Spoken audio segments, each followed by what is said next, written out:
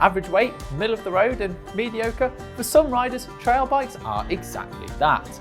But in my opinion, they're the only mountain bike you need. Here are 5 reasons why I think you should choose a trail bike as your only weapon of choice. Trail bikes are the all-rounders of the mountain bike world, just like the hatchback is to cars. A hatchback can be a cheap, practical vehicle that swallows your whole family and their things. But it could also be a high-performance road, track or rally car with a need for speed. With just a few alterations, their performance and use completely change. And for me, trail bikes fit the same bill. Throw on some lightweight wheels and scantily tread tyres and you're ready for a cross-country or marathon event. Or you can slap on a set of downhill tyres, bigger brake rotors and take it to Whistler, the Alps or a bike park and live to tell the tale. Yes, a bike specifically designed for either of those situations is faster or more confidence inspiring. However, it won't have the breadth of abilities or adaptability of a trail bike. Yes, you could trailify an XC bike or firm up the suspension on your Enduro bike for big days in the hills. But for me, trail bikes strike that perfect middle ground of enough capability on the descents while also being sprightly enough on climbs that a simple wheel or tyre change is all it takes to sway the bike's performance, should you want to go outside of its everyday use case. You could almost have 3 bikes in one. Which brings me neatly onto my next point. They can save you money. While we'd all love to abide by the law of N+1, in this day, age and financial climate, having multiple bikes isn't always practical or indeed even financially viable. A trail bike with multiple sets of tyres and maybe 2 sets of wheels is far cheaper than having 2 or maybe even 3 bikes for different occasions. It'll also take up less room in your shed, garage or house, and you won't have to worry about the costs of keeping several bikes in tip-top working order. With them being so popular and adaptable, they could hold their value better in the used market as well. So if you come to sell your beloved trail bike, you'll get more back for it, saving you money on your next bike too.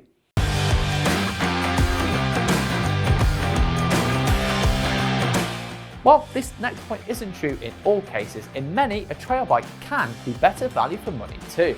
Cross-country and enduro bikes are nowadays quite specific machines and more focused on racing than ever before, with many being only available with expensive carbon fibre frames. Take Specialized Epic and Enduro as examples. They're both sold exclusively with carbon frames, with the cheapest models starting at around $5,000 or £4,000. Compare that to the Stump Jumper, the brand's good old trail bike, they're around $1,000 or £1,000 more expensive. Yes, I know the Stump Jumper is alloyed before you say it, but if you want to get your hands on a solid bike, it's still cheaper all the same. A more apples to apples comparison can be found over at Canyon. The brand has 2 trail bikes in its lineup, the Neuron and Spectral, sandwiched between the Lux Cross Country and Stride Enduro bikes. The cheapest Neuron with a carbon frame is $300 or £300 cheaper than the Lux for largely the same specifications. At the burlier end of the scale, the difference between the Spectral and the Stride is even wider.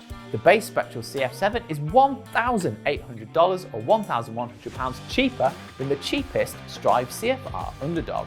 Yes, there are examples out there that are more evenly matched in price between the categories, but in a lot of cases, buying a trail bike is going to be cheaper than a bike with a more specific intended use.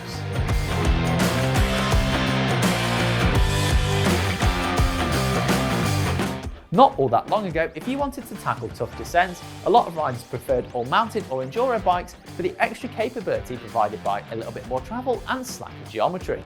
Now though, trail bikes are so capable that it really calls into question whether you actually need more travel or slacker geometry anymore. Head angles on trail bikes now mostly hover in the 64 to 65 degree range. Wheelbases are over 1200mm and suspension designs have been refined so that trail bikes can often keep pace with their burlier stablemates. Modern trail forks like RockShox's Pike and Lyric and Fox's 34 and 36 are lighter, plusher and more controlled than ever before, while the Manitou Matic is also a true all-round fork that is equally at home on a trail bike or even a cross-country bike. Throw in advances in tyre technology and you have a recipe for incredibly capable trail machines. They're so capable that some pro enduro racers actually use trail bikes on flatter and smoother courses.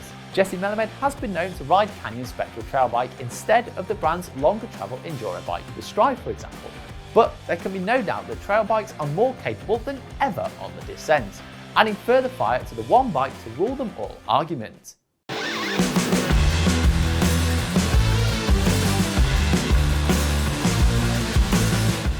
Last but by no means least, they're just blooming good fun to ride.